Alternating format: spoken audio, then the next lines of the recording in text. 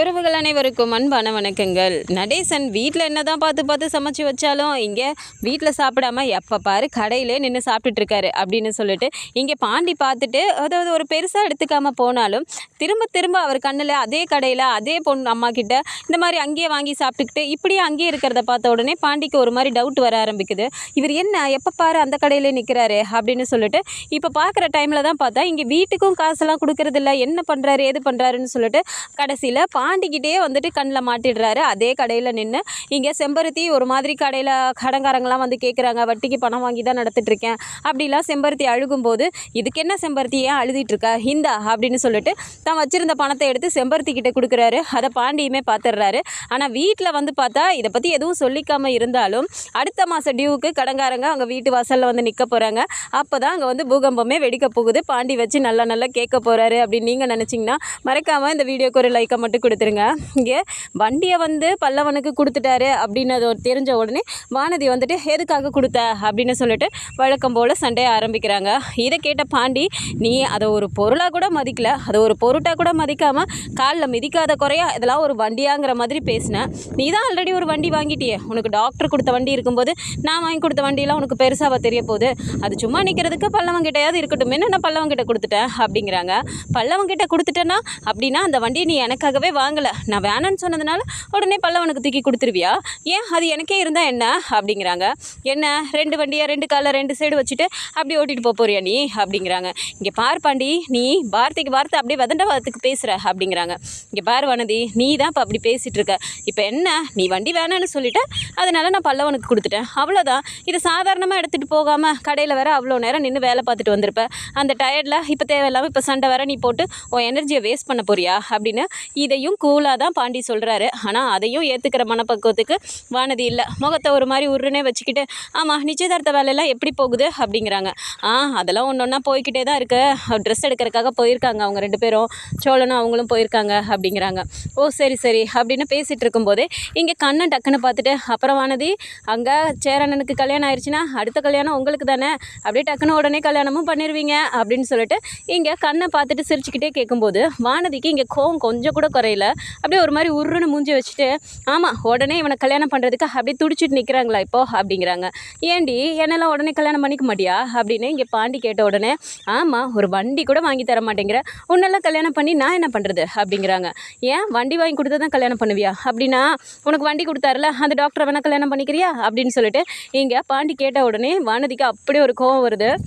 இப்போ எதுக்கு பாண்டி அவரை இழுக்கிற, அவர் கொடுத்த வண்டி நல்லா இருந்துச்சு, அதுவும் இல்லாமல் அவர் மனசெல்லாம் உனக்கு வராது, நீ ஏதோ பெருசாக வண்டி வாங்கிட்டா நான் வேணான்னு சொன்னிட்டேங்கிறதுக்காக பல்லவனுக்கு தூக்கி கொடுத்துட்டேன்னு சொல்கிறீல, உனக்கு எப்போ பாரு உன் குடும்பத்து மேலே தான் அக்கறை, உன் குடும்பத்தில் இருக்கவங்க தான் நல்லா இருக்கணும், நான்லாம் எக்கேடு கெட்டு போனால் என்ன, அப்படியெல்லாம் நீ யோசிச்சிருந்தேன்னு வச்சுக்குவேன், நான் வண்டியை எடுத்துகிட்டு வந்து இங்கே நிப்பாட்டினேன்ல, அதுக்கு முன்னாடியே நீ வண்டியை வாங்கி என்கிட்ட கொடுத்துருக்கணும், நீ முன்னாடியே வாங்கி கொடுத்துட்டு அதுக்கப்புறமா டாக்டர் கொடுத்தாரு அப்படின்னா, இல்லை எனக்கு பாண்டி வாங்கி கொடுத்த வண்டி இருக்குது, இந்த வண்டி வேணாம் டாக்டர்னு நானே சொல்லியிருப்பேன், நான் கொண்டு வந்ததுக்கு அப்புறம் தானே நானும் வாங்கியிருக்கேன்னு சொல்லிட்டு என்கிட்ட காட்டினேன், அதை போனால் போதுன்னு தான் நீ என்கிட்ட காட்டியிருக்க, அப்படியே பெருசாக எனக்காக தான் பண்ண மாதிரிலாம் ரொம்ப பெரிய பில்டப்லாம் பண்ணாத பாண்டி அப்படிங்கிறாங்க.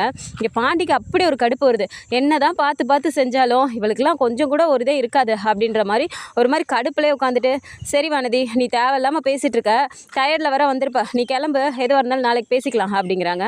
இப்போ எதுக்கு என்ன போக சொல்கிற, உனக்கு என்ன இப்போ நான் இங்கேருந்து போகணும், நீ வர சரியே இல்லை பாண்டி அப்படின்னு சொல்லிட்டு விறுவிறுன்னு வண்டியை தூக்கிட்டு போயிடுறாங்க. இதை பார்த்துட்டு கண்ணை, என்னென்ன இந்த வானதி ஏன்னா இப்படி இருக்குது, இதுக்குன்னு வாங்கி வச்ச வண்டியை அப்படி உதாசீனப்படுத்துச்சு, ஆனால் இப்போயும் இந்த மாதிரி தான் பேசுது, நீ அதுக்காக வாங்கலன்ட்டு, ஆனால் பல்லவனை பார்த்தியா அவன் எவ்வளோ சந்தோஷமாக அந்த வண்டியை ஓட்டிகிட்டு போனான்னு, அந்த வண்டி அவனுக்கு தான் போகணுன்னு இருந்திருக்குண்ணே, அதனால தான் பல்லவனுக்கே போயிடுச்சு, நீ அதை பற்றியெல்லாம் பெருசாக எடுத்துக்காதானே, பல்லவன் சந்தோஷமாக இருக்கான்ல அதை பார்த்து சந்தோஷப்படுனே நீயும் அப்படிங்கிறாங்க. எனக்கும் அதான்டா, அவன் எவ்வளோ சந்தோஷப்பட்டான் பார்த்தியா, இந்நேரம் எல்லார்ட்டையும் கொண்டு போய் காட்டியிருப்பான்டா அப்படிங்கிறாங்க. எல்லார்ட்டைனா யார்கிட்டனே அப்படிங்கிறாங்க. ஆமாண்டா எல்லாரும் வேலைக்கு போயிட்டாங்கல்ல, ஒவ்வொருத்தர் இருக்கிற இடமா தேடி போய் அவன் காட்டியிருப்பான் அப்படின்னு சொல்லிட்டு இங்கே பாண்டியும் சொல்லி சிரிச்சுட்டு, சரிடா கண்ணா நீ கிளம்பு அப்படி நானும் கிளம்புறேன் அப்படின்னு சொல்லிட்டு நேராக வீட்டுக்குமே வந்துடுறாரு. ஸோ வீட்டுக்கு வர வழியில தான் பார்த்தா இப்போயுமே நடேசன் அங்கே நின்று சாப்பிட்டுட்டு இருக்காரு. இதை பார்த்ததுமே பாண்டிக்கு ஒரு மாதிரி ஆகுது, இது என்ன இருந்தாலும் காலையிலே இங்கே தான் நின்று சாப்பிட்டுட்டு இருந்தாரு, இப்போயும் இங்கேயே நிற்கிறாரு, வீட்டில் என்ன தான் பார்த்து அண்ணன் செஞ்சு வச்சாலும் அங்கே வீட்டில் செய்கிறதெல்லாம் வேணாங்கிறாரு, இங்கே வந்து கடையில் பொறுக்கி தின்னுட்டே இருக்காரு, என்ன மனுஷனோ அப்படிங்கிற மாதிரி பார்த்துட்டு வந்துடுறாரு. ஸோ வீட்டுக்கு வந்து கொஞ்ச நேரத்தில் எல்லாருமே வந்துட்டாங்க. சாப்பாடு எடுத்து வைக்கலாமா அப்படின்னு சொல்லிட்டு இங்கே சேரன் நிலா எல்லாம் பேசிட்டு வாங்க சாப்பிடலாம் அப்படிங்கிறாங்க. சரின்னு எல்லோரும் சாப்பிட உட்காரும்போது தான் இங்கே பாண்டி பார்த்துட்டு கேட்குறாரு, ஏங்க பர்ச்சேஸ் எல்லாம் முடிச்சிட்டிங்களா அப்படிங்கிறாங்க. ஆமாம் பாண்டி, எல்லாருக்கும் பார்த்து பார்த்து வாங்கிட்டோம், சும்மா சொல்லக்கூடாது. சோழன் இன்னைக்கு ஒரு கடைக்கு கூட்டிகிட்டு போனார், எல்லாருக்குமே அங்கே ட்ரெஸ்ஸு கரெக்டாக அமைஞ்சிருச்சு பாண்டி, நீங்கள் பார்க்குறீங்களா அப்படிங்கிறாங்க. சேரன் பார்த்துட்டு இருப்பா நிலா, எல்லோரும் சாப்பிட உட்காந்துட்டோம்ல, சாப்பிட்டுடலாம், அதுக்கப்புறமா பார்க்கலாம் அப்படிங்கிறாங்க.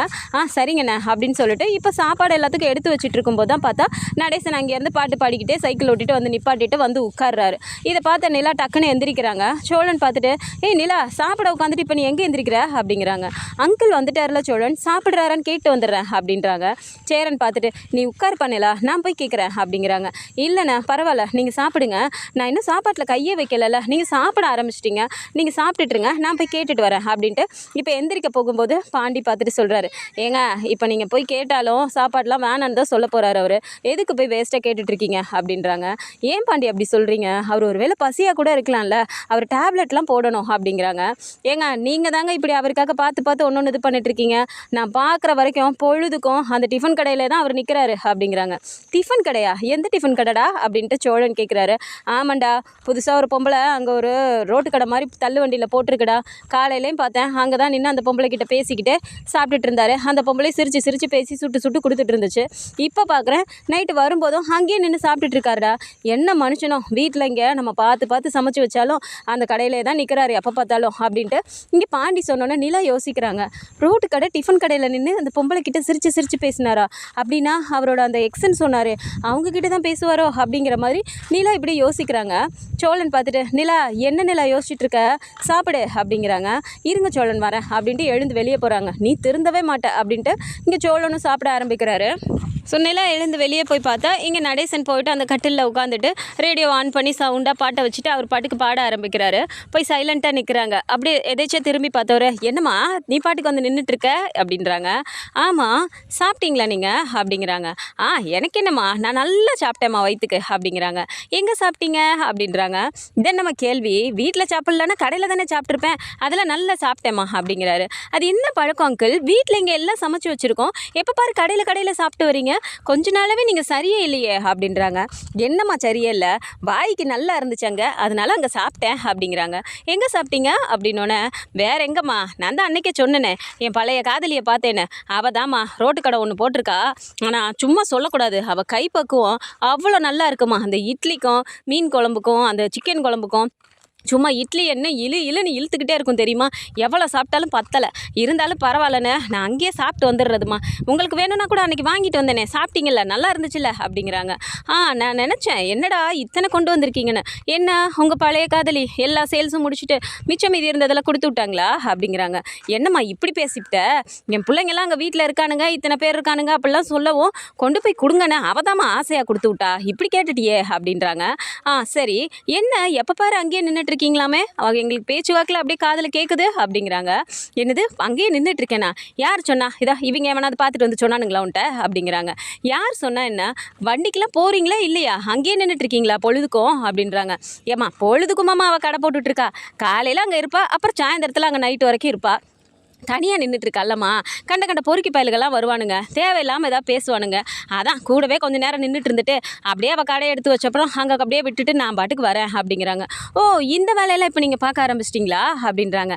ஏம்மா என்னம்மா போட்டு என்ன நொய்னு கேள்வியாக கேட்டுட்ருக்க, நான் உங்களை யாராவது ஏதாவது டிஸ்டர்ப் பண்ணுறேன்னா, நான் பாட்டுக்கு ஹாப்பியாக இருக்கேன், என்னை அப்படியே விட்டுறேன் அப்படின்ட்டு அவர் பாட்டுக்கு இது பண்ணிட்டுருக்காரு.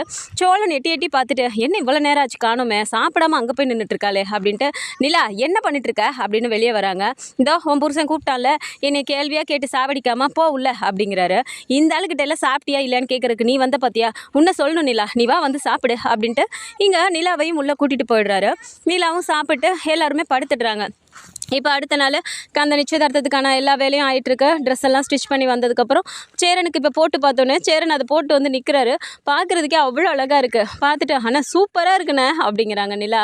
சோழனுமே பார்த்துட்டு, ஏன் நிலா நான் இந்த ட்ரெஸ்ஸை போட்டால் எப்படி இருப்பேன் அப்படிங்கிறாங்க. ஏன் வடநாட்டில் உங்களுக்கு ஒரு பொண்ணு பார்க்கணுமா அப்படின்னு நிலா கேட்டோன்னே, ஐயோ நிலா நீ என்ன இப்படிலாம் கேட்குற, இந்த மாதிரி போட்டால் எப்படி இருக்குன்னு தான் நான் கேட்டேன், அதுக்காக வடநாட்டில் பொண்ணு பார்க்கணுமாங்கிற வரைக்கும்லாம் போயிட்டேன் அப்படிங்கிறாங்க. ஆமாம் அண்ணனுக்கு கல்யாணம் ஆக போகுது, அது அந்த அந்த நாட்டு பொண்ணு, அதனால அந்த ட்ரெஸ்ஸை போடுறாரு. உங்களுக்கு என்ன, தமிழ்நாட்டு பொண்ணை தானே கல்யாணம் பண்ணியிருக்கீங்க, அப்புறம் எதுக்கு இந்த ஆசையெல்லாம் வருது அப்படின்னு நிலா கேட்டோன்னே, தாயே அந்த ட்ரெஸ்ஸு அண்ணனே போட்டுக்கிட்டோம், நான் அதை பற்றி கேட்க கூட மாட்டேன் போதுமா அப்படின்னு இங்கே சோழன் சொன்னோன்னே சேரனும் பார்த்து சிரிச்சுக்கிட்டே, அதுக்கு என்னப்பா அவன் ஆசையாக இருக்குன்னு தானே கேட்டான் அப்படிங்கிறாங்க. தெரியும்ண்ணே, சும்மா தான் கேட்டேன் நானும் அப்படின்ட்டு இங்கே நீலாவும் சொல்லிடுறாங்க. ஸோ மறுநாள் காலையில் இங்கேருந்து கிளம்பி போகும்போதுமே பாண்டி அந்த வழியாக போகிறாரு. போய்கிட்டே இன்றைக்கும் இந்த ஆள் இங்கே நிற்கிறாரான்னு பார்க்கலாம் அப்படின்ட்டு பார்க்குறாரு. அதே மாதிரி நடேசனோட வண்டியும் அங்கே நிற்குது. அந்த கடையிலே நின்று பேசிக்கிட்டே சாப்பிட்டுட்டு இருக்காரு. அப்போது எதுக்கு இந்த ஆள் இங்கேயே நிற்கிறாரு எப்போ பார்த்தாலும் அப்படின்ட்டு, சரியில்லையே அப்படின்னு அங்கேயே நின்று பார்த்துட்டே இருக்காரு கொஞ்சம் நேரமாக. அப்போ அந்த டைம் பார்த்து தான் ஒருத்தர் வந்துட்டு, என்னப்பா வண்டிலாம் சரி பண்ணிட்டியா, கொஞ்சம் எமர்ஜென்சிப்பா, சீக்கிரம் ரெடி பண்ணி கொடுப்பா அப்படிங்கிறாரு. முடிச்சிட்டேனே, இன்னும் ஒரு 2 மணி நேரம் வேலை தான், இன்றைக்கி கண்டிப்பாக உங்களுக்கு டெலிவரி கொடுத்துட்றேன் அப்படின்னு சொல்லிட்டு இங்கே பேசிக்கிட்டே அப்படியே அங்கே என்ன பண்ணுறாரு நடேசனுங்கிறத பார்த்துக்கிட்டே இருக்காரு. இப்போது செம்பருத்தி எதையோ சொல்லிவிட்டு ஒரு மாதிரி கண்ணெல்லாம் கலங்குறாங்க. இவர் உடனே பார்த்துட்டு எதுக்கு அழுகிற அப்படிங்கிற மாதிரி கேட்டுட்டு பாக்கெட்குள்ளேருந்து எடுத்து அவரோட சம்பள காசு எவ்வளோ வண்டி ஓட்டினது வச்சுருந்தாரோ எல்லா காசையும் அள்ளி அள்ளி அங்கே செம்பருத்தி கிட்ட கொடுக்கும்போது அவங்க இல்லை வேணாம் வேணாம் அப்படின்னு சொன்னாலும் வலுக்கட்டாயமாக கையில் பிடிச்சி திணிக்கிறாரு. அப்போ அதையும் அவங்க வாங்கி அவங்க கல்லாப்பெட்டிக்குள்ளாரே வச்சுக்கிறாங்க. இதெல்லாம் பாண்டி பார்க்குறாரு. என்ன இந்த பொம்பளை ஏதோ சொல்லி அழுகுது, இதை பார்த்துட்டு இவரும் பணத்தை எடுத்து அங்கே கொடுக்குறாரு. அந்த பொம்பளை வாங்கி வச்சுக்கிச்சு. என்ன நடக்குது ஒன்றுமே புரியலையே. வீட்டில் இங்கே வண்டி டியூ கட்டணும், தலைக்கு மேலே அண்ணனுக்கு நிச்சயதார்த்த செலவு இருக்குது, அதுக்கெல்லாம் கொஞ்சம் கூட அக்கறை இல்லை, இங்கே இந்த பொம்பளைக்கு எடுத்து காசு கொடுத்துட்ருக்காரு அப்படிங்கிற மாதிரி பாண்டிக்கு ஒரு மாதிரி கோவமாகவே இருக்குது. அப்படியே பார்த்துட்டே நிற்கிட்டு போய் எங்கேயே பார்த்து பிடிச்சிடலாமா கேட்கலாமா அப்படிங்கிற மாதிரி கிளம்ப போகும்போது தான் கண்ணன் கரெக்டாக ஃபோன் பண்ணிடுறாரு. கண்ணா ஃபோன் பண்ணோன்னே, சொல்கிறா கண்ணா அப்படின்றாங்க. கஸ்டமர் வந்து நிற்கிறாங்கண்ணே, எந்த வண்டியை நான் கொடுக்கட்டும், நானே கொஞ்சம் நீ வானே, 4-5 வண்டி நிற்குது, இவர் எந்த வண்டி என்ன சொல்கிறாருன்னு எனக்கு புரிய மாட்டேங்குது, கொஞ்சம் வானே அப்படின்னு சொல்லிட்டு இங்கே கண்ணா ஃபோன் பண்ணோன்னே, சரிடாக்கா நான் ஹீரோ இருந்தால் வரேன் அப்படின்னு சொல்லிட்டு இங்கே போயே ஆகணுமேங்கிறனால நேராக கடைக்கும் போயிடுறாரு. போனால் அங்கே கஸ்டமர்கிட்ட அதெல்லாம் கொடுத்து அனுப்பிட்டு இதே யோசனையாகவே இருக்குது பாண்டிக்கு. சரின்னு சொல்லிட்டு அப்படியே ஒரு மாதிரி விட்டுட்டு வீட்டுக்கு வந்துடுறாரு. வீட்டுக்கு வந்தால் இங்கே நிச்சயதார்த்தத்துக்கு கிளம்புற அந்த இதுவும் வந்துடுது. டிக்கெட்லாம் போட்டுட்டு வந்துட்டு கிளம்பலாம் அப்படின்னு சொல்லிட்டு எல்லாமே ரெடி பண்ணிட்டு இருக்காங்க. அந்த நேரம் பார்த்தா இங்கே நடேசன் கிளம்பணும்னு சொல்லியாச்சு. அந்த டைமில் தான் நல்லா குடிச்சிட்டு வராரு. இதை பார்த்ததுமே சேரனுக்கு அப்படி ஒரு கோவம் வருது. சோழன், பாண்டி, பல்லவன் எல்லாருக்குமே அப்படி கோவம் வந்தாலும் நிலா ஒரு மாதிரி முகத்தையே சுளிக்கிறாங்க. என்ன சோழன் இது அப்படிங்கிறாங்க. நீயே பார்த்துக்க நிலா, நீ தானே எப்போ பார்த்தாலும் அங்கிள் எதுவும் சொல்லாதீங்க, அங்கிளை இப்படி பேசுகிறீங்க, அங்கிள்பியே பாரு, அந்த ஆள் இப்போ நிச்சயதார்த்தத்துக்கு கிளம்ப போகிறோன்னு தெரியுதுல்ல, இப்போ கூட எப்படி முட்டை குடிச்சிட்டு வந்து உட்காந்துருக்காருன்னு பாரு, இந்த ஆளெல்லாம் கூட்டிகிட்டு போனால் நம்ம மானம் தான் போகணும்ல, பேசாமல் இருந்தாலும் இங்கேயே விட்டு போயிடலாம் அப்படிங்கிறாங்க. சேரன் அப்படியே பார்த்துட்டு, என்னப்பா கிளம்ப போகிறோன்னு தெரியும்ல, இப்போ போய் இப்படி குடிச்சிட்டு வந்திருக்கீங்க அப்படிங்கிறாங்க. சேரா, நான் ரொம்ப சந்தோஷமாக இருக்கேன்டா, என் பையனுக்கு நிச்சயதார்த்தமே முடிஞ்சு அடுத்து கல்யாணம் நடக்க போகுது, நிச்சயதார்த்தத்துக்காக நம்ம எல்லோரும் கிளம்ப போகிறோம், சந்தோஷத்தில் அப்படியே கொஞ்சம் சேர்த்து சாப்பிட்டேன் போலடா, எனக்கே தெரியல, சந்தோஷத்தில் குடிச்சிட்டே இருந்தேன்னா நிறைய குடிச்சிட்டேன் போல அப்படிங்கிறாரு. இது கேட்டதும் சேரனுக்கே அப்படி ஒரு கோவம் வருது. நிலாவை பார்க்குறாரு. நிலா, சரி விடுங்கண்ணே, வாங்க நம்ம கிளம்பலாம் அப்படிங்கிறாங்க. அப்போ சேரன் பார்த்துட்டு, எப்படிப்பா இவர் இல்லாமல் அப்படிங்கிறாங்க. அப்போ நடேசன் பார்த்துட்டு, என்னை விட்டு நீங்கள் போயிடுவீங்களா, அதெல்லாம் முடியாது, நானும் வருவேன் அப்படிங்கிறாரு. இப்போ பாண்டிக்கு அப்படி ஒரு கோவம் வருது. ஏங்க இந்த ஆள் பண்ணுறதெல்லாம் கொஞ்சம் கூட சரியில்லைங்க, நானும் சொல்லக்கூடாதுன்னு தான் பார்த்தேன், இந்த ஆள் என்னென்ன வேலையெல்லாம் பண்ணுறாரு தெரியுமா, எப்போ பாரு ரோட்டு கடை ஒரு பொம்பளை போட்டிருக்குங்க, அங்கேயே தான் நிற்கிறாரு அப்படிங்கிறாங்க. நிலா அப்படியே பார்த்துட்டு, ஆஹா இது பாண்டிக்கும் தெரிஞ்சிருச்சா அப்படிங்கிற மாதிரி பார்த்துட்டு, அதுக்கு என்ன பாண்டி, அவர் தான் எங்கேயும் நல்லா இருக்குது சாப்பிட்றேன்னு சொல்கிறாருல, விடுங்க அப்படிங்கிறாங்க. ஏங்க சாப்பிட்டா மட்டும் பரவாயில்லைங்க, அங்கே போய் அந்த பொம்பளை காசுலாம் அவர் கொடுத்துட்டு இருக்காருங்க, ரோடுன்னு கூட பார்க்காம அந்த பொம்பளை அங்கே கடையில் நின்று ஏதோ கண்ணை கலங்கிட்டு அழுகுது, இவரும் பாக்கெட்டில் இருந்த பணத்தை கொஞ்சம் கூட யோசிக்காம அப்படியே மொத்தமாக எண்ணாம கூட அள்ளி கொடுத்துட்டு இருக்காருங்க.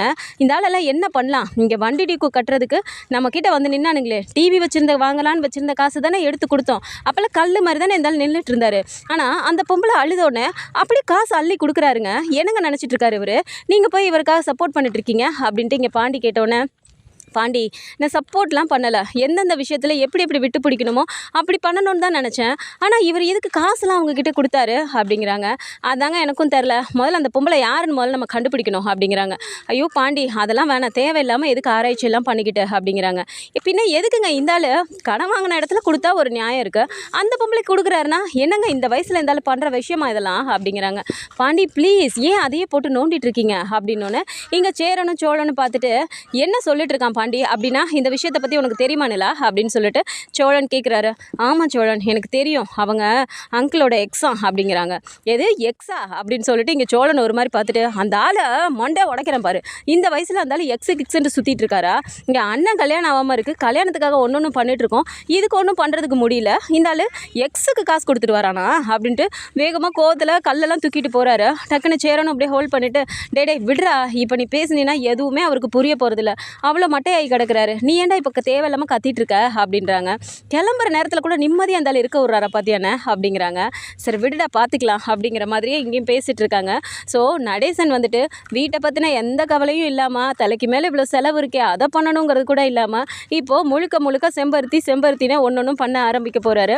ஏன்னா ஆல்ரெடி அவங்க வேலையெல்லாம் முடிச்சதுக்கப்புறம் கொண்டு போய் வீடு வரைக்கும் விட்டுட்டு வராரு. ஆனால் வீட்டில் இவங்கெல்லாம் இருக்காங்க, இவங்களோட சொந்தக்காரங்க தான் செம்பருத்தி, அதுவும் வானதியோட பெரியம்மா தான் அப்படிங்கிறது இது வரைக்கும் தெரிய வரல. ஆனால் அவங்கள கொண்டு போய் விடுறது, கூட்டிகிட்டு வர்றது, இந்த மாதிரி வேலையெல்லாம் கூடவே இருந்து பார்த்துட்ருக்காரு. ஸோ போக போக இன்னும் அதிகரித்து இன்னும் நல்லாவே அவர் பண்ண போகிறாரு. ஸோ வீட்டுக்கு எதுவும் பண்ணாமல் இருக்காரு, அங்கே வண்டி கொண்டியும் கட்டுறதுக்கு வந்துட்டாங்க அப்படிங்கும்போது தான் பிரச்சனையே வெடிக்க போகுது. இந்த மாதிரியான கதைக்களம் வந்தால் நல்லா இருக்கும்னு நினச்சிங்கன்னா மறக்காம நம்மளோட சேனலை சப்ஸ்கிரைப் பண்ணிக்கோங்க. அண்ட் வீடியோ பிடிச்சிருக்கு அப்படின்னா சின்னதை லைக்கை மட்டும் கொடுத்துருங்க. தேங்க்ஸ் ஃபார் வாட்சிங்.